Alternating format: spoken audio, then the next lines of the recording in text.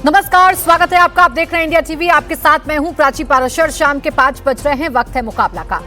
राम मंदिर चढ़ावा चोरी के खुलासे के 30 दिन हो चुके हैं। चंपत राय और अनिल मिश्रा की राम मंदिर से छुट्टी हो चुकी है। चढ़ावा चोर हवालात के अंदर हैं, लेकिन बाहर सियासी राम भक्तों की आस्था पूरे उबाल पर है। ऐसे में योगी आदित्यनाथ का डायरेक्ट अटैक मोड ऑन है। योगी ने कांग्रेस और समाजवादी पार्टी को सीधा टारगेट पर लिया। बार बार अयोध्या और राम मंदिर का जिक्र कर आस्था से खिलवाड़ होने की बात कहने वालों को जवाब दिया। योगी ने कहा कि आज अचानक जिनकी आस्था जागी है, ये लोग कल तक बाबरी ढांचे के लिए घड़ियाली आंसू बहाते थे। योगी याद दिला रहे हैं कि प्रभु राम के अस्तित्व को नकारने वाली कांग्रेस पार्टी और राम भक्तों पर गोलियां चलाने वाली समाजवादी पार्टी को अयोध्या पर आस्था की बात करने का हक नहीं है। अयोध्या की बात करने का हक सिर्फ उनको है जो राम भक्त हैं। सियासत के लिए आस्था की बात करना गिरगिट की तरह रंग बदलने जैसा है। योगी जो कह रहे हैं वो नया नहीं है। चढ़ावा चोरी मामले में एसआईटी गठित होने के बाद से योगी इसी लाइन लेंथ पर बाउंसर डाल रहे हैं। 27 में यूपी का चुनाव है। अखिलेश को अगर चढ़ावा चोरी मामले में सियासी स्कोप दिख रहा है तो योगी भी सिचुएशन समझ रहे हैं। इसलिए मामला सिर्फ चढ़ावा चोरी तक सीमित नहीं है। अब सियासी लड़ाई राम मंदिर से होते हुए असली हिंदू बनाम नकली हिंदू तक पहुंच गई है। ऐसे में सवाल है कि असली राम भक्त है कौन। आज इसी पर करेंगे मुकाबला, लेकिन पहले आपको सुनवाते हैं योगी आदित्यनाथ का बयान। बाबरी ढांचे का समर्थन करके उसके लिए घड़ियाली आंसू बहा रही थी, आज वही कांग्रेस और समाजवादी पार्टी गिरगिट की तरह कैसे रंग बदली है अब आप देख रहे होंगे। अब कह रहे हैं अयोध्या में आस्था के साथ खिलवाड़ हो रहा है। अरे आस्था के साथ कौन खिलवाड़ हो रहा है तो बताओ पहले।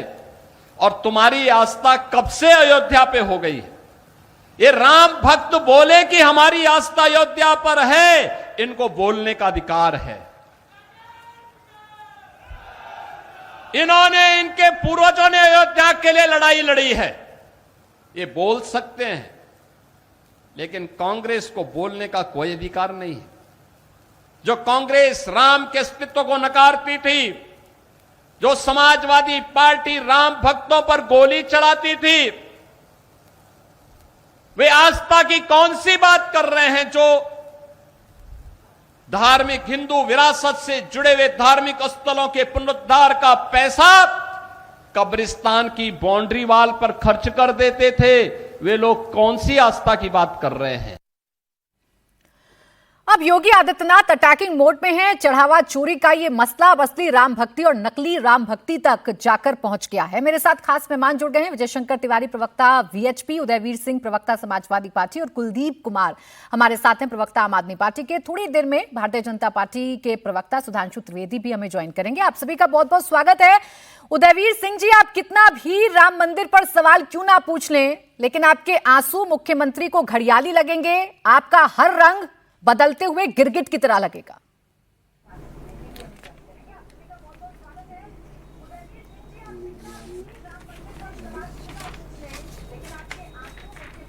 उनको बोलो, आवाज नहीं। आवाज मिल रही है आपको? चले ठीक है, उदयवीर जी के पास हम जाएंगे। कुलदीप जी, यही सवाल मेरा आपसे है। आप कितने भी राम मंदिर पर सवाल क्यों ना पूछ लें यूपी सरकार से, लेकिन मुख्यमंत्री की नजरों में आपका हर एक आंसू घड़ियाली होगा और आपका हर रंग गिरगिट वाला बदलने वाला होगा।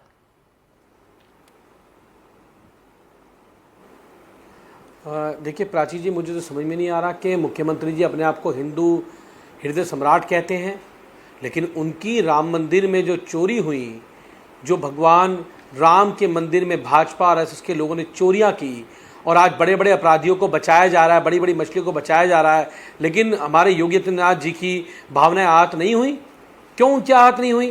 क्या भगवान राम में उनकी आस्था नहीं है? क्या उनका भी, जैसे अमित शाह जी का विश्वास भगवान राम में नहीं है, वो भगवान राम के दर्शन करने के लिए नहीं गए राम मंदिर बनने के बाद, तो योगी जी तो गए हैं, कम से कम उनको तो विश्वास होना चाहिए, उनको तो इस पर कार्रवाई करानी चाहिए। और उन्होंने जो एसआईटी बनाई है, जो एसआईटी जमीन में हुए घोटाले की जांच नहीं कर रही है, कैसे लाखों की जमीनों को करोड़ों में खरीदा गया ट्रस्ट के द्वारा, उसकी जांच नहीं कर रही है। जो ट्रस्ट रामचरितमानस जो वहां भेंट की गई उसको गबन करने का काम किया, चंदा चोरी करने का काम किया, सीसीटीवी फुटेज बंद करने का काम किया, उसकी बात नहीं कर रहे हैं। तो आज देश भर के हिंदुओं की, चाहे वो हिंदू हो चाहे भगवान राम को मानने वाले लोग हो, उनकी भावना आहत है, क्योंकि उनकी आस्था भगवान राम के अंदर है। और ये ईडी पार्टी जो है ये चोरी करते करते एमएलए सारा खेल आस्था का ही तो है। करते भगवान राम के मंदिर में चंदा चोरी करने आस्था का ही तो है। मुख्यमंत्री योगी आदित्यनाथ तो अपनी आस्था बता रहे हैं। मुख्यमंत्री योगी आदित्यनाथ तो कह रहे हैं दूध का दूध पानी का पानी होगा, जिसके खिलाफ भी सबूत मिलेगा उसके खिलाफ सख्त कार्रवाई की जाएगी। लेकिन वो ये भी कह रहे हैं कि ये वो कौन लोग हैं विपक्ष के नेता जिनकी आस्था समय समय पर बदलती है। प्राची जी, नहीं, मैं पूछ रहा हूं कि कब होगी कार्रवाई? जो एसआईटी उन्होंने गठित करी, आप सोचिए पहली बार ऐसा हुआ कि इतनी बड़ी चंदा चोरी राम मंदिर में हुई और उन अपराधियों के लिए पुलिस ने पुलिस कस्टडी तक नहीं मांगी। आप सोचिए ना, आपने कभी सुना है ऐसा? एफआईआर दर्ज नहीं हुई, एसआईटी आ गई और एसआईटी कहती है हमारे पास तो जमीन के निमित्ता की जांच करने का अधिकार नहीं है, गिरफ्तारी का अधिकार उनके पास नहीं है, कुछ अधिकार तो उनके पास है नहीं एसआईटी के पास। एसआईटी तो बस घूम रही है, वो क्या कर रही है? अधिकार तो आपके पास भी नहीं है, ऐसा मुख्यमंत्री कहते हैं, क्योंकि आपने राम मंदिर के लिए कोई संघर्ष नहीं किया। यही सवाल मेरा उदयवीर जी आपसे भी है। चूंकि राम मंदिर के लिए आप लोगों ने कोई संघर्ष नहीं किया, चूंकि राम के प्रति इससे पहले आपने कभी आस्था नहीं दिखाई, इसलिए आप कितना भी सवाल क्यों ना पूछ लें वो सवाल बेमानी लगेंगे मुख्यमंत्री को। वो कह रहे हैं आपको अधिकार ही नहीं है सवाल पूछने का। उदयवीर जी, हम ऐसी आस्था नहीं दिखा पाएंगे जहां हनुमान जी को नवीन के मुख्यमंत्री से सवाल कब पूछा? उदयवीर रुक जाए प्लीज, रुक जाए कुलदीप जी, रुक जाए। उदयवीर जी, हमने सवाल कब पूछा? हमने सवाल कब पूछा? हम कब मुख्यमंत्री योगी आदित्यनाथ से अपने धार्मिक होने का सर्टिफिकेट मांग रहे हैं? हमारे को तो जानकारी हुई कि राम मंदिर में लगातार चोरी हो रही है। साधु संत नाराज थे, बहुत सारे लोगों ने ट्रस्ट के लोगों से कहा उनकी नौकरियां से निकाल दिया गया। तो जब उनको कोई भरोसा नहीं हुआ कि कोई कुछ करेगा, तो उन्होंने विपक्ष के नेता अखिलेश जी तक खबर की। अखिलेश जी ने जनता के सामने सवाल रख दिया कि राम मंदिर में चोरी हो रही है। अरे हमारे से आपकी कितनी भी नाराजगी हो, आप हमको कितना भी खराब मानते हो, आपको इतना तो अगर राम के प्रति थोड़ी भी बात थी या धर्म के प्रति या चंदे के प्रति आप खुद तो थोड़ा भी सजीदा थे, थोड़ा भी धार्मिक थे, तो आपको कहना चाहिए कि समाजवादी पार्टी, अखिलेश यादव, उदयवीर और ये सब बहुत खराब लोग हैं, लेकिन इन्होंने एक अच्छा काम किया कि भगवान राम के चढ़ावे को जो चोरी कर रहे थे वो सवाल उठाया, वो हमारे सामने नज़र में लाए। उनको तो ये स्वीकार करना चाहिए था कि मैं हर महीने वहाँ जाता था, पूरी LIU इंटेलिजेंस सब लगी रहती थी और इस चंदा चोरी के बंटवारे को लेकर लड़ाइयाँ हो रही थी, झगड़े हो रहे थे, मुझे पता नहीं लगा। मेरे ट्रस्ट के लोग बैठे रहे, उन्हें पता नहीं लगा, या वो शामिल रहे, जो भी रहा हो परिस्थिति, तो उन्हें तो इस बात के लिए शर्मिंदगी महसूस करनी चाहिए।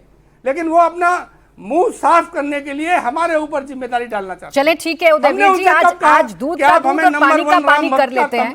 आज दूध का दूध और पानी का पानी कर ही लेते हैं। मुख्यमंत्री ने तो जो कहा आपके लिए उसका जवाब आप दे ही दीजिए। आप आज साफ कर ही दीजिए कि कितने बड़े राम भक्त हैं आप और कितनी चिंता आपको राम जी के मंदिर की है या चढ़ावा चोरी की है, जो आप कह रहे हैं कि आपको कम से कम धन्यवाद मिलना चाहिए। आप मुझे बता देना, सपा शासन काल में कितने ऐसे काम आप लोगों ने किए जिससे अयोध्या का विस्तार हो या अयोध्या में विकास हो, या राम भक्तों को सहूलियत देने के लिए आपने कितने काम किए जिससे राम भक्तों को अपनी आस्था उजागर करने के लिए परेशान ना होना पड़े? प्राची जी, शायद आप मेरी बात सुन रही हैं। मैं सुन रही हूं सर। दो पहलू है मेरे जवाब के। एक तो यह है कि मैं ये बताऊं कि अखिलेश जी के कार्यकाल में क्या क्या काम हुए, लेकिन सवाल आज वो नहीं है, बताऊंगा मैं वो भी। जो राम पथ बना हुआ है, ये परिक्रमा मार्ग है, ये अखिलेश जी का बनवाया हुआ है। जितने पौराणिक पेड़ लगे हैं वहाँ अखिलेश जी के लगवाए हुए हैं। जो भजन स्थल है जिसका नाम बाद में बदला, ये अखिलेश जी का बनवाया हुआ है। और वही 84 कोसी परिक्रमा को बंद करने वाले भी आप ही थे ना उदयवीर जी। मुद्दा ये है कि मंदिर से जो पैसा चोरी हुआ, 84 कोसी परिक्रमा पर, उसी 84 कोसी परिक्रमा को बंद करने वाले भी तो आप ही थे ना। जिस परिक्रमा मार्ग का आप क्रेडिट ले रहे हैं, वहां पर हिंदू आस्था, दूसरी कह रहा हूँ, वहां राम भक्तों की परिक्रमा पर, वहां हिंदुओं की परिक्रमा पर बैन लगाने वाले भी तो आप ही थे ना उदयवीर जी। कोई नहीं थे हम। मैं जो बात कह रहा हूं वो सुनिए। मैं कोई आपसे, मैंने अपनी बात शुरू की, मैं आपसे सर्टिफिकेट मांगने तो आया नहीं हूं कि हम हिंदू थे कि नहीं थे, कि हमने राम मंदिर बनाया कि नहीं बनाया। आप खुद मदद करने की कोशिश कर रही हैं। मुद्दा है राम मंदिर में पैसा चोरी होना, चोरों पे कार्रवाई करना, चलें, ठीक उनका है। संरक्षण करने वालों को पे कार्रवाई करना। देखिए, मैं आपको कोई सर्टिफिकेट नहीं दे रही हूँ। आपके शासनकाल में जो फैसले आपकी सरकारों ने लिए हैं, उन फैसलों के आधार पर आपसे सवाल पूछ रही हूँ। अब आपको ये लग रहा है कि मैं आपको सर्टिफिकेट दे रही हूँ, तो सर अपनी सरकारों में जो आपने फैसले लिए थे उस पर बात करिए ना, उसे जाकर आप देख लीजिए, उसको आप रिव्यू कर लीजिए। 84 कोसी परिक्रमा को रोकने का काम आपकी सरकारों में हुआ था कि नहीं हुआ था, डिनाई कर दीजिए मुझे। इन्हीं बातों को आधार बनाकर बीजेपी आपसे सवाल पूछती है, तो मैं आपको सर्टिफिकेट नहीं दे रही सर, और ना मैं आपको सर्टिफिकेट देने की कोई कोशिश भी कर रही हूँ। आपसे सवाल पूछा भारतीय जनता पार्टी ने, मुख्यमंत्री ने। आपकी राजनीतिक समझ पे ऐसी आती है। सुधांशु त्रिवेदी जी, सर सुनिए, मेरी कोई राजनीतिक समझ है भी नहीं, और मुझे राजनीतिक समझ रखनी भी नहीं। आप राजनेता हैं, आप राजनीति करते हैं, आप अपनी राजनीतिक समझ को सुधारिए और अपने इतिहास को भी पढ़िए, ये ज्यादा बेहतर होगा। मैंने राम मंदिर पर बहस बुलाई है और आपके इतिहास पर भी बहस बुलाई है, मुख्यमंत्री के आरोपों पर बहस बुलाई है। आप थोड़ा रुक जाए सुधांशु जी, अभी दूध का दूध पानी का पानी करते हैं ना सर, आपकी नाराजगी को अभी दूर करवाती हूँ उनके वास्ते। सुधांशु त्रिवेदी जी, जब जब राम की बात विपक्ष करता है तो आप कहते हैं कि ये गिरगिट की तरह रंग बदलते हैं। ये राम की बात ना करें तो आप कहते हैं रामद्रोही हैं। विपक्ष करे तो करे क्या? देखिए, पहली बात तो यह है कि जो कुछ भी ये घटना हुई है अयोध्या में, ये बहुत दुखद है।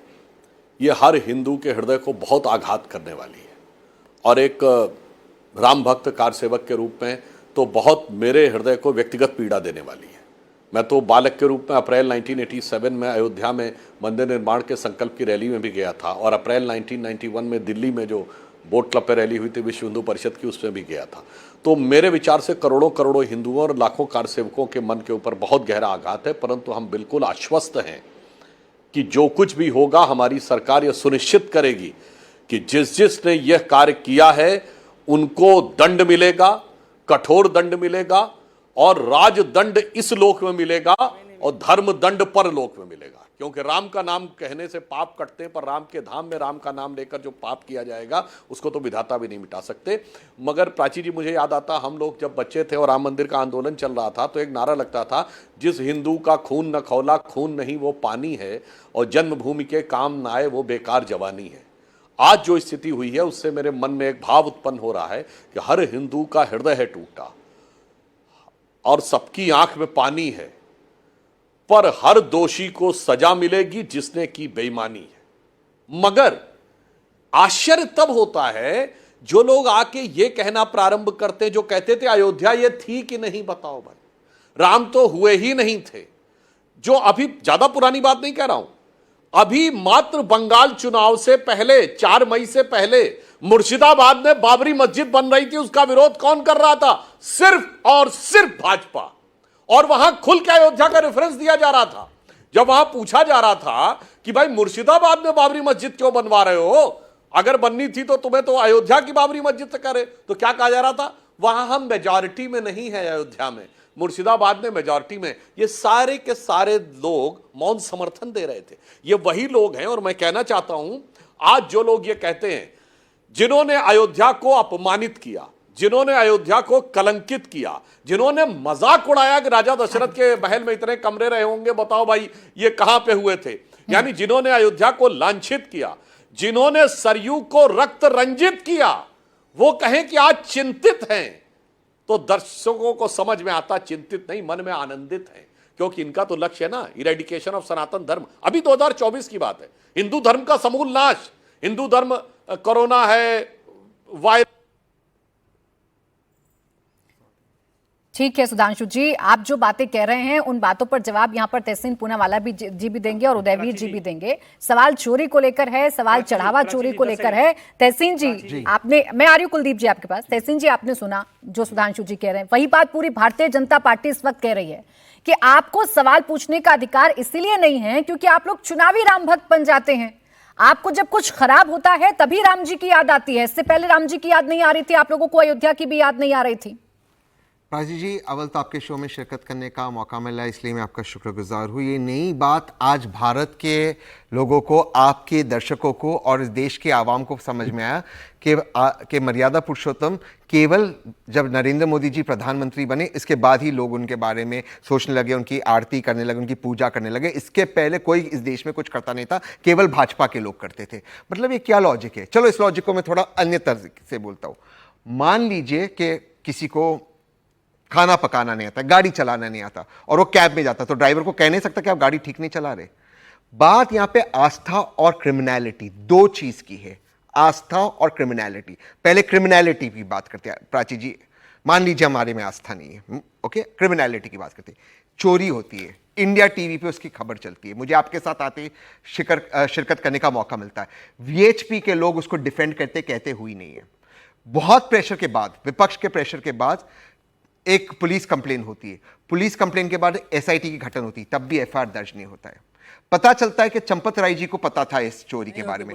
चंपत राय जी कहते हैं आप पैसे वापस दे दीजिए, वो जाते एफआईआर दर्ज नहीं करवाते। ये सारे इलीगल काम है प्राची जी, लीगल काम नहीं है। एसआईटी की रिपोर्ट एक ऐसे अधिकारी देते हैं जो खुद उस ट्रस्ट के हिस्सेदार है। ये सब कुछ इलीगल है। ये मोरालिटी और नैतिकता का सवाल है ही नहीं, ये लीगैलिटी और कानून का सवाल है। और भाजपा और कानून दो अलग अलग चीज है। दूसरी चीज पे आते हैं, आस्था पे। कौन से आस्था की सर्टिफिकेट दे रहे माननीय सुधांशु त्रिवेदी जी? वो भाजपा आस्था की सर्टिफिकेट दे रहे जिसने नरेश अग्रवाल जैसे व्यक्ति को लिया, जिसने भगवान विष्णु के बारे में जो कहा, इस भगवान श्री राम के बारे में मैं यह नहीं कह सकता। वो भाजपा दे रही जिनके एनडीए के गठबंधन के साथी राजा दशरथ के बारे में जो कहते हम इस शो पे नहीं दोहरा सकते। वो भाजपा कहती जिनके खुद के मेम्बरान नोएडा से महेश शर्मा जी कहते हैं मां सीता जी का जन्म स्थान काल्पनिक है, और जितेंद्र सिंह जी कहते हैं कि राम सेतु सैटेलाइट से नहीं दिखता, तो हमें नहीं पता, सुप्रीम कोर्ट में जवाब नहीं देते। ये भाजपा कह रही है। तो आपको अपने नेताओं के बयान भी याद होंगे ना सिंह जी, अपने नेताओं के बयान भी याद होंगे। बिल्कुल याद है। आपको वो बयान भी याद होगा कि राजा दशरथ के महल में कितने कमरे थे, वहां राम जी कहां पैदा हुए, राम जी कहां पैदा हुए, ये कैसे तय किया जाएगा। आपको ये भी याद होगा कि बाबरी मस्जिद की कैसे पैरवी की जाती थी। आपको ये भी याद होगा कि भगवान श्री राम के अस्तित्व पर ही सवाल खड़े कर दिए गए थे। ये भी आपको याद होगा ना। और उसी के आधार पर आपसे सवाल पूछे जाते हैं कि एकाएक आप लोग राम भक्त बन गए क्या? मैं फिर इसका जवाब देता हूं। भगवान श्री राम के बारे में जिन बयानों का आपने जिक्र किया, उसकी सजा कांग्रेस पार्टी को विपक्ष मिली। पिछले 12 साल से कांग्रेस पार्टी विपक्ष में है, कोई इसमें दो राय नहीं है। लेकिन आज जो पार्टी हुकूमत में है, सरकार में है, पार्लियामेंट में जब आदरणीय प्रधानमंत्री जी थे कहते मां सीता का जन्मस्थान काल्पनिक है, प्रधानमंत्री जब पार्लियामेंट में थे कहते हैं राम सेतु दिखता नहीं है वहां से, हमें पता नहीं राम सेतु के, सुप्रीम कोर्ट में इनका केस चल रहा है, सुब्रमण्यम स्वामी जी का केस है, यह भाजपा से सर्टिफिकेट नहीं चाहिए, दोनों पार्टी की। अब आते हैं कानूनी पहलू पे, क्योंकि ये कानूनी मसला है। प्राची जी, बड़ी विनम्रता से, एक चोरी होती है, ट्रस्ट के जो चलाते ट्रस्ट चंपत राय जी, उनको पता चलती चोरी होती, वो कहते हैं आप आकर पैसे रख दीजिए, एफआईआर दर्ज नहीं कराते। प्राची जी, मैं आपसे पूछता हूं, इनमें से किसी पे मुझे भरोसा नहीं। प्राची जी, ये क्रिमिनलिटी है या नहीं चंपत राय जी की ओर? बिल्कुल। देखिए, चोरी। दूसरी चीज प्राची जी, विनम्रता से, एसआईटी घटन होती है, एफआईआर बाद में दर्ज होता है। ये इंडिया टीवी ने ब्रेक किया, इंडिया टीवी के प्रेशर, गलत है या नहीं है? भाई देखिए, अब इस मसले पर कार्रवाई हो रही है। 8 लोगों को पकड़ा गया है, चंपत राय को निकाल दिया गया है और अनिल मिश्रा को भी निकाल दिया गया है। और इसी के आधार पर मुख्यमंत्री ने कहा है कि दूध का दूध और पानी का पानी में करके रहूंगा। और रही बात, आपने 2 मसलों की बात की। एक लाइन माफी चाहता हूं, निकालना उनको एक आउट इजी वे दे रहे, नहीं, क्रिमिनलिटी है। अगर चोरी हुई और उन्हें एफआईआर दर्ज नहीं करवाया, मैं जवाब दे दूं। भाई यहाँ तहसीन जी कह रहे हैं, सुधांशु जी, 2 पहलुओं को आप एक साथ मिला रहे हैं। आप जो क्रिमिनल एक्टिविटी हुई है उसे और आस्था, इन दोनों को जोड़ रहे हैं, जो गलत है। हाँ, नहीं, दोनों को बिल्कुल अलग रख के बताते हैं। देखिए, तहसीन जी इस समय राजनीतिक विश्लेषक के रूप में है, वो स्वयं वकील भी है जी। तहसीन जी से एकदम मैं टेक्निकल बात कहता हूं। क्रिमिनलिटी कहां से इनिशिएट होती है? प्राइमरी एविडेंस के बाद ही क्रिमिनलिटी आती है। नहीं सर, आपकी कल्पना से नहीं आती है कि सारे लोग क्रिमिनल हो गए। तो इसलिए हमारी सरकार ने क्या किया? दूसरा, जो एक्ट है, एक्ट में क्या प्रावधान होता है? कोई सरकार सीधे एक्ट पे कार्रवाई नहीं कर सकती है।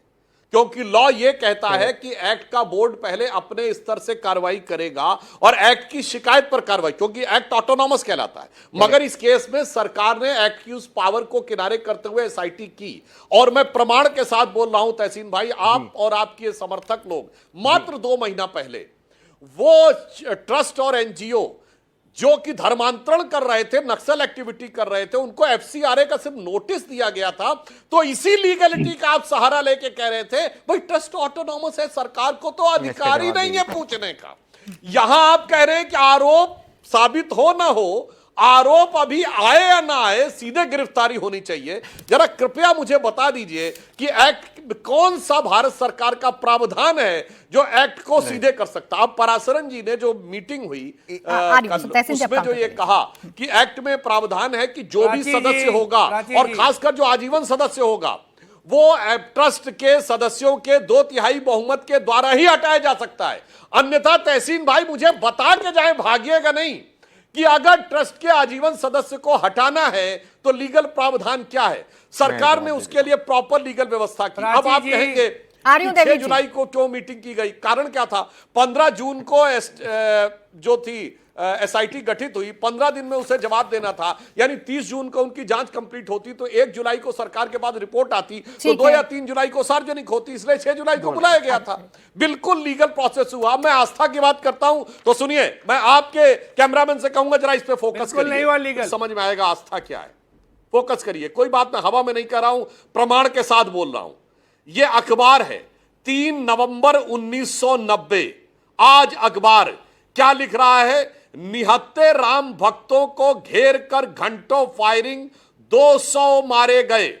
फिर मैं कह रहा हूं 3 नवंबर 1990 का अखबार, निहत्थे राम भक्तों को घेर कर घंटों फायरिंग, 200 मारे गए, जलियांवाला बाग से अधिक बड़ा नरसंहार। और भाई साहब जिन्होंने ये गोलियां चलवाई और उसके बाद आज बोले तो ऐसा लगता है जनरल डायर आकर कह रहा है कि साहब स्वतंत्रता संग्राम सेनानियों के फंड में कुछ गड़बड़ हो गई, इसलिए जनरल लेकिन सुधांशु जी जिन्होंने राम मंदिर बनवाने के लिए संघर्ष किया या जो राम भक्ति की बात करते हैं, भाई उनको भी तो अधिकार नहीं है ना कि वो राम भक्तों की आस्था के साथ खिलवाड़ करें, या चोरी का अधिकार तो नहीं है ना। प्राची जी मैं आ रही हूँ सर। मैंने तो बिल्कुल लीगल सवाल किया ना। तहसीन भाई हमें बता दे कि जो सरकार ने प्रोसेस किया इसके अलावा कौन सा प्रोसेस, और लॉ कोट करके बताइएगा कि इस रूल के इस प्रावधान के तहत ये ताकत थी जो सरकार कर सकती थी। ठीक है, जल्दी से बोले तहसीन जी, फिर आ रही हूं उदयवीर जी और विजय शंकर तिवारी जी। सुधांशु जी मैं आपकी बहुत इज्जत करता हूं, लेकिन आप 2 मसलों को बहुत चालाकी से कंफ्यूज कर रहे हैं। मैं ट्रस्ट की एक्ट की बात नहीं कर रहा सर, मैं बीएनएस कानून की बात कर रहा हूं। सर अगर चोरी होती है उसका कोई मतलब नहीं ट्रस्ट से। अगर चोरी होती है पुलिस का कर्तव्य बनता है एफआईआर दर्ज करवाए, और ट्रस्ट का कर्तव्य बनता है कि एफआईआर दर्ज करवाए। जो ट्रस्ट ने नहीं करवाया और एसआईटी की जांच बिना एफआईआर की हुई, ये गलत है, कानून में गलत है। दूसरी चीज सर वो तो बाद में हुआ ना सर। चंपत राय जी को जब पता चला चोरी, उन्होंने कहा लोगों आके पैसे रख दे, जाकर पैसे रिकवर किए थे। सर ये गलत है। This makes him an accused in the crime sir. वो क्राइम में भागीदार है। किस आधार पर सर? बीएनएस से सर आप क्रिमिनल की मदद, किसी ने चोरी की आके आप रख दो चोरी, ऐसे थोड़ी होता सर। ये तो बेसिक कानून है बात करिए सर, ये बेसिक कानून है सर। सर दूसरी चीज बड़ी रिस्पेक्ट, हर ट्रस्ट का सर, हर ट्रस्ट का, मैं भी एक ट्रस्ट का मेंबर हूं sir. 10 second sir, 10 second sir, 10 second. और मैं जी सर, हर ट्रस्ट को, अच्छा और बोल लीजिए 10 सेकंड सर, हर ट्रस्ट को अपनी रिपोर्ट अपडेट करते देना होता ट्रस्ट अथॉरिटी को, जो भी अथॉरिटी है। अगर वो अपडेट कर रहे, जो ट्रस्ट के जिम्मेदार है वो क्रिमिनली लायबल है। यही तो प्रावधान आप लाए थे, तो फिर वो कैसे क्रिमिनली लाए? या तो उन्होंने अपडेट नहीं किया रिपोर्ट, तो चोरी की नहीं पता थी, और चोरी की पता थी और रिपोर्ट गलत दिया, तो इस क्रिमिनली लायबल। दोनों चीजें हो सकती है। जवाब सुधांशु जी आप दीजिएगा। उदयवीर जी भी अपनी बात इसमें ऐड करना चाह रहे हैं। आपने उनकी सरकार के कार्यकाल के दौरान की घटना को कोट कर दिया था, जरा उनका जवाब ले लें। उदयवीर जी यही बात है, आप जब जब राम भक्ति की बात करते हैं आपका इतिहास आपके सामने आ जाता है और फिर आप कहते हैं कि आपको सर्टिफिकेट की जरूरत नहीं है। ना मैं इसलिए कहता हूं, उन्होंने कोट कर लिया क्योंकि वो विषय से भागना चाहते हैं। मैं अभी भी वही कह रहा हूं कि वो कोट इसलिए कर रहे हैं कि वो आज चोरी और चोरी के संरक्षण को से बचना चाहते हैं। जो अखबार वो दिखा रहे हैं कि 200 मरे, आधिकारिक आंकड़ा तो 20 मरे के अंदर मरे, 16 से 19 मरे का था।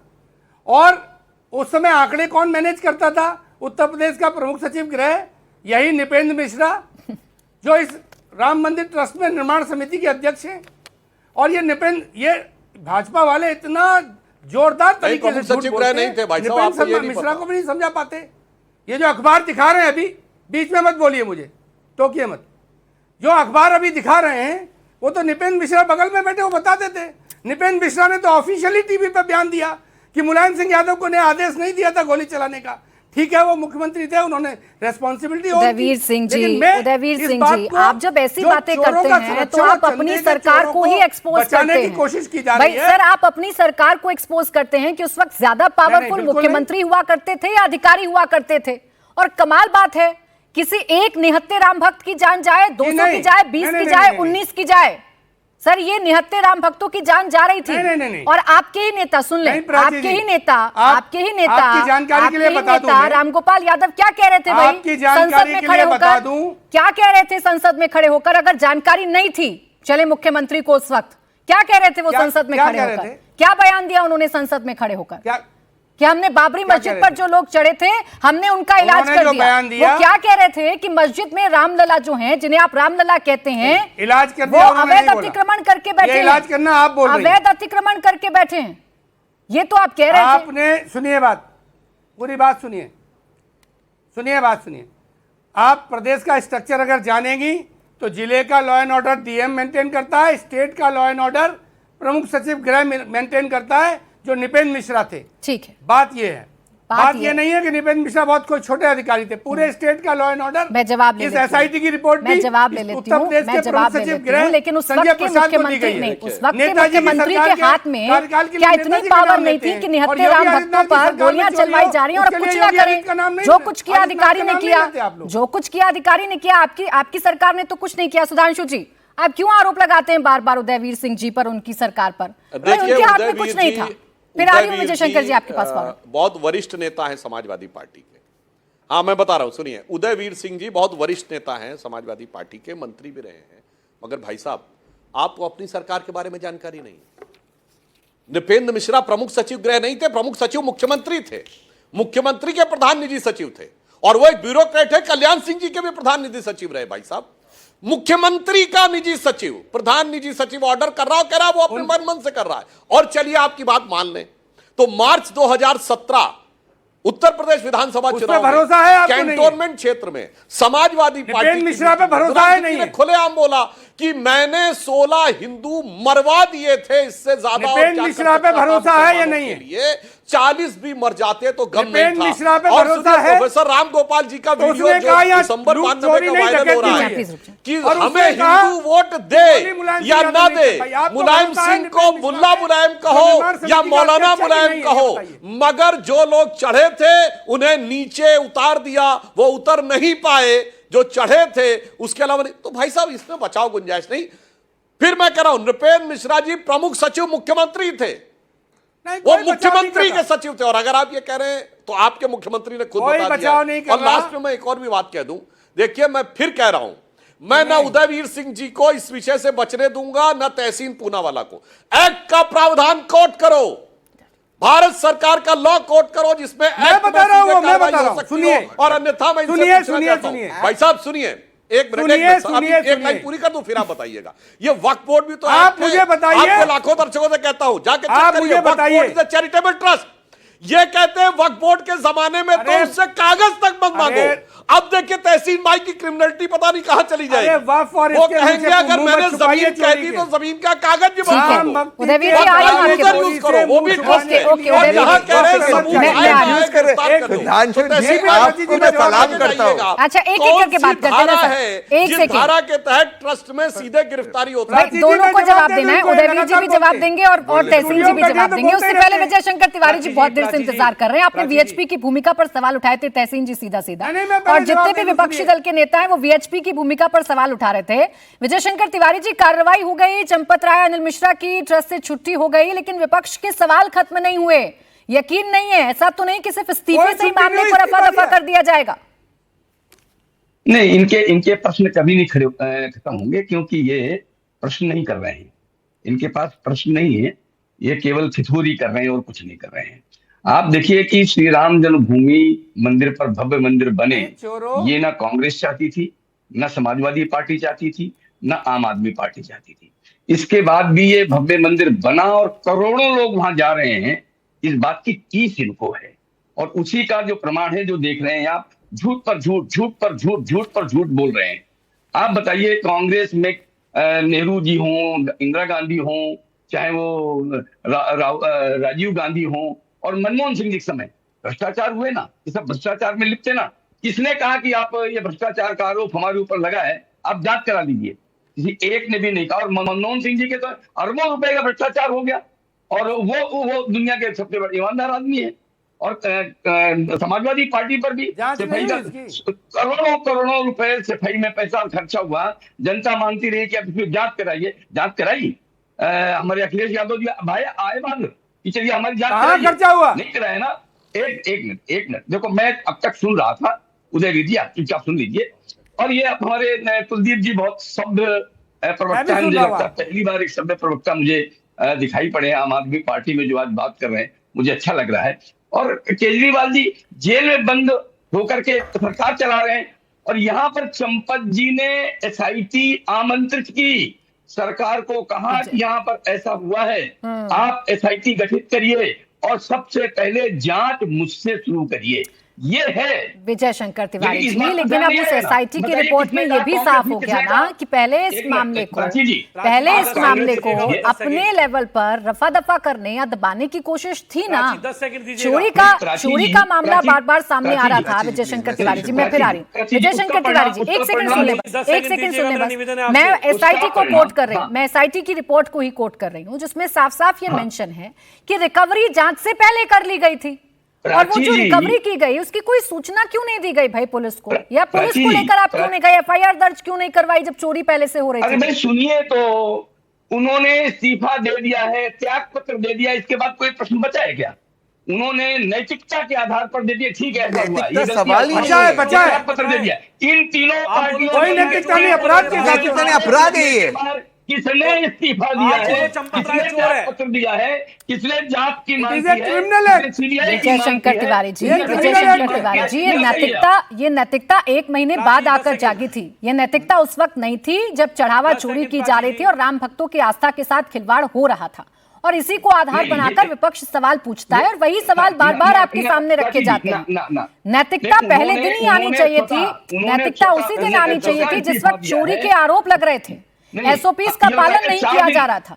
ये एक बात मुझे बताइए, एसआईटी की जांच की मांग उन्होंने की कितने दिन बाद की? जब उनको ध्यान में आ गया। 10 सेकंड अरे विजय शंकर तिवारी जी, यहाँ चोरी हो गई और इसी बात पर आप खुश हैं कि उन्होंने एसआईटी जांच की मांग कर दी, एसआईटी जांच की मांग कर दी। मामला तो गंभीर है ना विजय शंकर तिवारी जी। मैं आ रही हूँ कुलदीप जी, आ रही हूँ आपके पास ही आ रही हूँ, आपके पास ही आ रही हूँ, मैं आ रही हूँ कुलदीप, मैं फिर तहसीन जी आ रही हूँ। कुलदीप कुमार जी, आपने बीजेपी के प्रवक्ता सुधांशु जी को भी सुना उनका जवाब और विजय शंकर तिवारी जी को भी सुना। भाई दोनों का ये कहना है कि नैतिकता के आधार पर या आस्था के आधार पर सवाल उठाने का अधिकार आप लोगों को है ही नहीं भाई, आप कोरी राजनीति कर रहे हैं। देखिए, पहले तो मुझे बताएं कि चंपत राय जी ने इस्तीफा, ये बोल रहे हैं इस सारी बातों खत्म होने चाहिए, चंपत राय जी ने इस्तीफा दे दिया, तो ये मानते चंपत राय जी चोरी करी? पहले तो सुधांशु जी, विजय शंकर तिवारी जी बताएं, चंपत राय जी वहां जम के बैठे रहे, एसआईटी आने के बाद भी एफआईआर दर्ज नहीं हुई, पहले एसआईटी आ गई और चंपत राय जम के बैठे रहे, और अब ये कह चंपत राय ने इस्तीफा दे दिया, और 1 दिन पहले तक पूरी की पूरी भाजपा, पूरी की पूरी आरएसएस मिलकर चंपत राय जी का साधारण जीवन है, बहुत अच्छा जीवन जिया है, और अब कह रहे उन्होंने इस्तीफा दे दिया। तो इस्तीफा देने से क्या मामला खत्म हो जाएगा?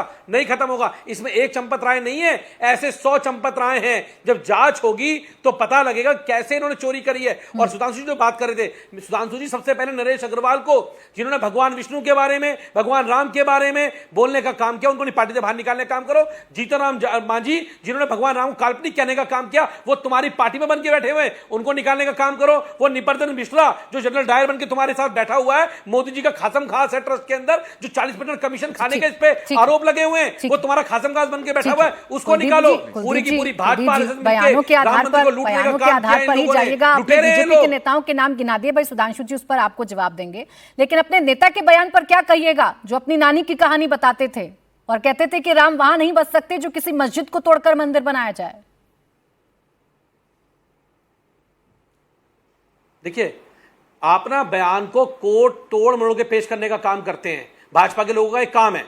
वो भगवान राम को अरविंद केजरीवाल जी मानते हैं। बता दूं, जब अरविंद केजरीवाल जी राम मंदिर गए दर्शन करने के लिए, उसके सही बाद बयान आप बता दीजिए हुई है, जी। उसके बाद मैं तो आज आप सबको मौका दे रही हूं। चले ठीक है, तोड़ मरोड़ कर अगर बयान को पेश किया गया है, तोड़ मरोड़ कर अगर बयान को पेश किया गया है, तो सही बयान आप बता दीजिए। चले सही बयान आप बता दीजिए। क्या कहा था अरविंद केजरीवाल जी ने? चांदी की 200 ईंटें गायब हो गई। अरविंद केजरीवाल जी ने क्या कहा था? कुलदीप जी, क्या कहा था अरविंद केजरीवाल ने? क्या कहा था अरविंद केजरीवाल ने? मौका दे रही हूं आपको, बताएं। तोड़ मरोड़ कर जो पेश किया गया आपके नेता को, आपके नेता के बयान को आप उस पर आहते बता दीजिए। क्या कहा था केजरीवाल जी ने? नानी को कोट करके क्या कहा था? जी तो बजरंग बली के पुजारी हैं। अरविंद केजरीवाल जी बजरंगबली को मानते हैं और ये लोग बजरंगबली जी को झंडा लेकर। अरे मैं आपसे बयान पूछ रही हूँ कुलदीप कुमार जी, मैं आपसे ये नहीं पूछ रही कि आपके नेता कितने बड़े भक्त हैं और कौन से भगवान को मानते हैं। मैं आपसे ये नहीं पूछ रही हूँ। मैं आपसे पूछ रही हूँ, आपने कहा तोड़ मरोड़ कर बयान पेश किया गया। सही बयान कोट कर दीजिए ना, आसानी होगी सुधांशु जी से सवाल पूछने की। हाँ, कुछ भी कर दे।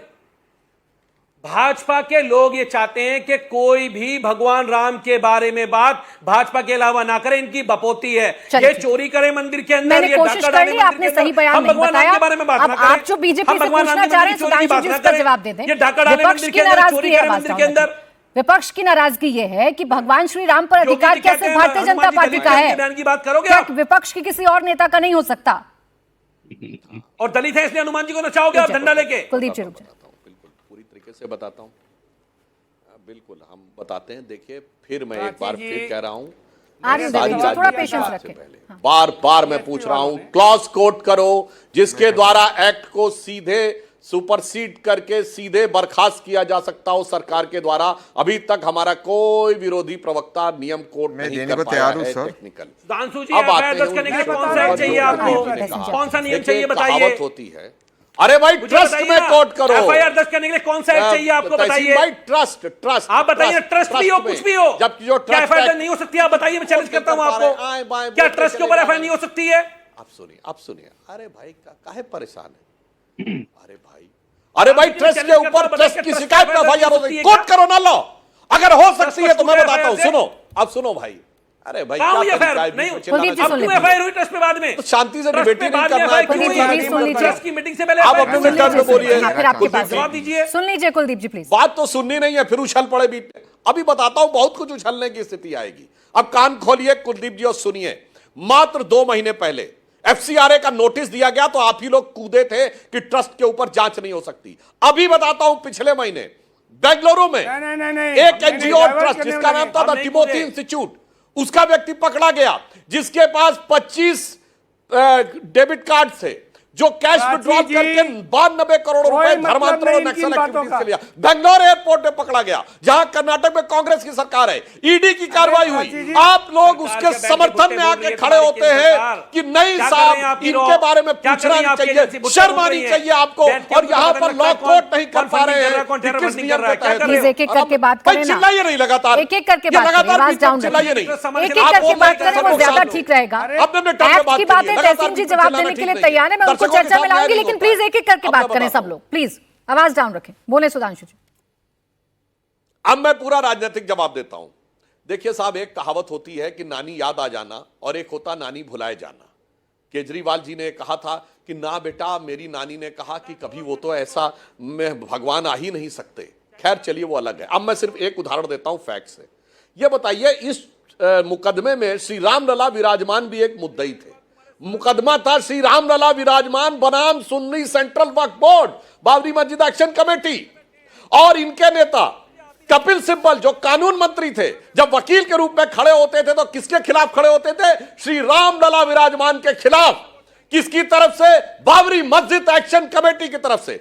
समाजवादी पार्टी के additional advocate general Zafaryab Jilani जब सपा की सरकार में सरकार के एडिशनल एडवोकेट जनरल थे, उसी समय बाबरी मस्जिद एक्शन कमेटी के वकील बनकर खड़े होते थे श्री रामलला विराजमान के खिलाफ। और हमारे कानून मंत्री थे रविशंकर प्रसाद। वो जब वकील के रूप में खड़े हुए तो श्री रामलला विराजमान के वकील बन के खड़े हुए। अब ठीक मुझे है। लगता है बिल्कुल लीगली स्थिति स्पष्ट हो जाती है कि किसके दिल में क्या था और किसको लीगल और मॉरल यानी नैतिक और कानूनी क्या तहसीन अधिकार है इस विषय में बोलने। अब तहसीन जी, दो पहलू हैं सुधांशु जी के जवाब के, उन दोनों पहलुओं पर बोलिएगा, एक्ट पर भी बोलिएगा और उस पर भी बोलिएगा कि कैसे विपक्ष के नेता जो वकील की भूमिका में भी होते थे वो रामलला के खिलाफ ही खड़े हो जाते थे।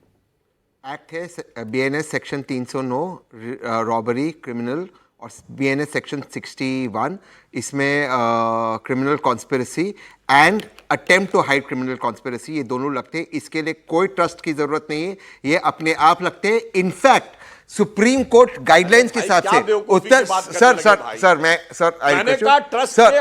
सर नहीं सर अगर चोरी होती है सुधांशु सर बोलता हूं सर मैं आपके बाद बोलता हूं बट मुझे इजाजत देना का पावर बताइए सर, मैं इसके बाद बोलता हूं सर, आप बोल दीजिए। कहीं पर भी लागू होती सर बताइए सर अगर चोरी कहीं मैं पर बता रहा हूं जी सर जो इन्होंने कहा सर 10 क्रिमिनल की बात आती है तब जब प्राइमरी एविडेंस आ जाए। हाँ। मुझे ये बताइए ट्रस्ट के अध्यक्ष को हटाने का पावर बताइए। नहीं सर, हम क्रिमिनलिटी की बात कर रहे थे। और अगर ये पावर है तो ये सर, क्रिश्चियन ट्रस्ट और वक्फ बोर्ड पे लागू है कि नहीं? बोलो भाई। सुधांशु जी बोले। आप बताइए बड़ी विनम्रता से बताइए। वक्फ बोर्ड छोड़िए, यहां छोड़िए, अगर आदरणीय प्रधानमंत्री जी के घर में भी चोरी हो गई तो 309/61 लगता है सर। इसके लिए सर और कोई प्रावधान नहीं लगता। पुलिस का इनफैक्ट कर्तव्य बनता है एफआईआर दर्ज करना, ना करना पुलिस में भी कार्रवाई होनी चाहिए। ये पहली बात सर। मैं अब दूसरी बात के ऊपर आता हूं, जो आपका सवाल था कि नैतिकता और मोरालिटी की सर। नहीं, इस पहली बात का जवाब दे दूं तहसीन भाई? जी सर प्लीज। नहीं, एक बात लीगल बात पे पहले क्लियर हो जाए तहसीन भाई। जी सर। पहले लीगल पे क्लियर हो जाए सर। फिर मॉरलिटी पे। जी सर। आपने कहा कि अगर पैसा बरामद हो तो कार्रवाई होनी चाहिए। नहीं, अब बताइए जस्टिस वर्मा के घर पे पैसा बरामद हुआ था, कार्रवाई करने का अधिकार था? बोलो हाँ या ना। नहीं, सुप्रीम कोर्ट एक व्यवस्था है कि वो संसद के अंदर जजेस निश्चित सांसदों की संख्या से प्रस्ताव होगा, 2/3 बहुमत से प्राप्त होगा। बताओ भाई, उनको हटाने का क्या प्रावधान था? इसीलिए मैंने हटाने की बात कही है। देखिए, चोरी और हटाना तो अलग अलग चीज है। मैं चैलेंज करता हूं, बताओ जस्टिस वर्मा को हटा सकता था कोई सरकार? नहीं। वैसे ही ट्रस्ट का आदेश कोर्ट करिए। अब बताइए सर, मैं आपको सर आप बहुत ही विद्वान हैं, लेकिन सर जजेस को संविधान इम्यूनिटी देता, वो ट्रस्ट के चेयरपर्सन या डायरेक्टर्स या ट्रस्ट के मेंबरान को नहीं मिलता है सर। वो अलग विषय है। ट्रस्ट को ट्रस्टी हटा सकता है मेरे भाई। सर आप बीच में बोल रहे हैं सर। एक जज की तुलना चंपत राय से नहीं कर सकते। जज को संविधान एक लीगल और उदाहरण देता हूं सर। नहीं सर, यूनिवर्सिटी के वाइस चांसलर के खिलाफ कोई चीज आए तो चांसलर यानी गवर्नर ही हटा सकता है, सरकार नहीं हटा सकती। बताओ, इसका भी लॉ बता दो। अगेन सर वो संवैधानिक है, वो इम्यूनिटी सर। देश के राष्ट्रपति के खिलाफ एफआईआर नहीं हो सकता सर, वो संविधान इम्यूनिटी देता, वो ट्रस्ट के मेंबरान को नहीं मिलता इम्यूनिटी। आप क्या तुलना कर रहे हैं? क्या चंपत राय जी कोई वाइस चांसलर थे यूनिवर्सिटी के? क्या सर, क्या जज थे किसी हाई कोर्ट या सुप्रीम कोर्ट के? वो नहीं थे सर, वो एक साधारण व्यक्ति थे, ट्रस्ट के मेंबर थे। उस ट्रस्ट में चोरी हुई है, उसकी जिम्मेदारी थी। ट्रस्ट में ये लॉ का प्रावधान है, सरकार कर सकती है। आप वकील हो ना, तो लॉ कोर्ट करो, बातें मत करिए भाई, लॉ कोर्ट करिए 61 कि under such and such rule government is having power to directly dismiss the chairman of the trust. Sir 61 पढ़ लेता हूं। 61 is conspiracy is established when 2 or more people agree or do an illegal act or attempt to hide established or attempt to hide after inquiry established word है sir. Attempt किया ना hide करने को, उनको कहा पैसे ले आओ जो चोरी हुई है, वो अटेम्प्ट हुआ ना सर, कॉन्स्पिरेसी हुई सर। कोई चोरी होता आपका हक नहीं है बोलने पैसा दे दो, वो क्रिमिनल। अरे इसका क्या प्रूफ है भाई? अच्छा, इसका प्रूफ के लिए तो एफआईआर इसका प्रूफ बताइए। आपने अपने मन से मान लिया कि उन्होंने देखा था, उन्होंने वापस किया, ये कई सब्सटेंस है। वकीलों के ऐसी बचकानी बात मत करिए भाई। इस बहस से थोड़ा आगे निकलते हैं। उदयवीर जी के पास भी मुझे जाना है, समय पर खत्म हो जाएगा। लेकिन तहसीन जी वो जरा मोरल पहलू पर और आस्था वाले पहलू पर भी जवाब दे दीजिए। पे किसी को भागने नहीं दूंगा और किसी को लीगल पॉइंट पे भागने नहीं दूंगा। नहीं सर, आप गलत है। आप उसकी तुलना गवर्नर से कर रहे हैं और आप इसकी तुलना जवाब फिर उदयवीर जी भी इंतजार कर रहे हैं। बीएनएस में आप चोरी नहीं कर सकते ट्रस्ट के मेंबरान होने के बावजूद। एक सेकंड देखिए, अब मैं मोरालिटी पे आता हूं। हाँ। भाजपा जैसी इमोरल पार्टी है ही नहीं। ऐसा कोई सगा नहीं, चोरी की बात नहीं कर रहा हूं। मैं कह रहा हूं ट्रस्ट को रिमूव करने की पावर बताइए। सर 1 मिनट, चोरी तो अगर जज की भी होगी तो वो चोरी है, मगर रिमूव करने की पावर अलग है। नहीं, चोरी वाइस चांसलर अगर रिमूव करने की पावर अलग है। वैसे ट्रस्ट में रिमूव करने का क्लॉज कोट करो भाई। रिमूव अगर ट्रस्ट कमिश्नर चाहे, अगर ट्रस्ट कमिश्नर तहसीन जी और सुधांशु जी, मैं आप दोनों को ही रोक रही हूँ। ट्रस्ट से आगे मसला एसआईटी के पास है। अब एफआईआर दर्ज हो चुकी है, 8 आरोपी गिरफ्त में है, जिनकी रिमांड भी ली जा रही है भाई, जिनकी रिमांड भी ली जा रही है। आप देखिए में छोड़ रहे हैं एसआईटी की रिपोर्ट में एक एक करके सबके नाम आ रहे हैं ना। तहसीन जी, कौन कर रहा है एसआईटी की जांच? आपको एसआईटी पर यकीन नहीं है, आपको तो किसी भी संस्था पर यकीन नहीं है। रही बात मोरालिटी की, उसका जवाब उदयवीर सिंह जज से इंक्वायरी करवाए, उदयवीर सिंह जी, एक सेकंड, उदयवीर सिंह जी थोड़ा शांत करिए ने, मैं बहुत देर से वेट कर रहा हूं। आप ही बोलिए सर। और बहुत होशियारी के साथ सुधांशु जी लगातार ये कोशिश कर रहे हैं कि ट्रस्ट को रिमूव करने के मुद्दे पे पूरी बहस को डाइवर्ट कर रहे हैं बहुत होशियारी से, और आप मौका दे रही हैं, वो बोले जा रहे हैं ट्रस्ट के कानून पे। ट्रस्ट के ट्रस्टी बने रहेंगे या हटेंगे, ये सवाल ही नहीं था। किसी ने नहीं कहा कि उनको हटा दो कि मत हटा दो। सवाल ये था कि जब चोरी हुई, 40 दिन में 70 बार सीसीटीवी में रिकॉर्ड हुआ, तो उसकी एफआईआर चोरी की तुरंत होनी चाहिए थी। जो जो लोग चोरी करने में और उसका संरक्षण देने में थे, उनके पुलिस पूछताछ करती, उसकी लार्जर इंक्वायरी के लिए एसआईटी बनती। तत्काल जो जो लोग सीसीटीवी में आ रहे थे, उन लोगों के घर में छापामारी करके चेक करना चाहिए था और पैसा बचा है कि नहीं बचा। उनको सनद देने के लिए एसआईटी गठित कर दी। एसआईटी को पावर ही नहीं थी किसी को अरेस्ट करने की। तो जब पावर ही नहीं अरेस्ट करने की, तो ये तो बचाने का तरीका हुआ। और एसआईटी की रिपोर्ट आने से पहले वीएचपी, आरएसएस सबका बयान आ गया कि चंपत राय बहुत अच्छे हैं, उन्होंने जीवन समर्पित किया है, उनके ऊपर शक नहीं किया जा सकता। अरे भाई, निष्पक्ष होना चाहिए और निष्पक्ष दिखना भी चाहिए लोकतंत्र में। जब उत्तर प्रदेश का प्रमुख सचिव गृह इस एसआईटी टीम, इस बोर्ड का, ट्रस्ट का मेंबर है, पदेन सदस्य है, उसके अंडर में एसआईटी के लोग क्या जांच करेंगे? हमने क्या कहा, आप सीबीआई जांच कराइए। सीबीआई जांच, भारत सरकार में तो बीजेपी है। चले ठीक है, हम तो इंस्टीट्यूशन पे भरोसा कर रहे हैं। उदयवीर जी, आपको एसआईटी की जांच पर यकीन नहीं, आपको एसआईटी की जांच पर यकीन नहीं, लेकिन अभी एसआईटी जांच कर रही है। 8 आरोपी गिरफ्त में हैं और बाकी लोगों की गिरफ्तारी जल्द हो, बाकी लोगों की गिरफ्तारी जल्द हो। यही बात मुख्यमंत्री कह रहे हैं कि दूध का दूध और पानी का पानी होगा, जिसके खिलाफ सबूत होगा वो गिरफ्तार जरूर किया जाएगा। बहरहाल इतना ही वक्त था मेरे पास। बहुत शुक्रिया आप सभी का हमारे साथ आज की इस चर्चा में जुड़ने के लिए। मुकाबला में आज के लिए बस इतना ही।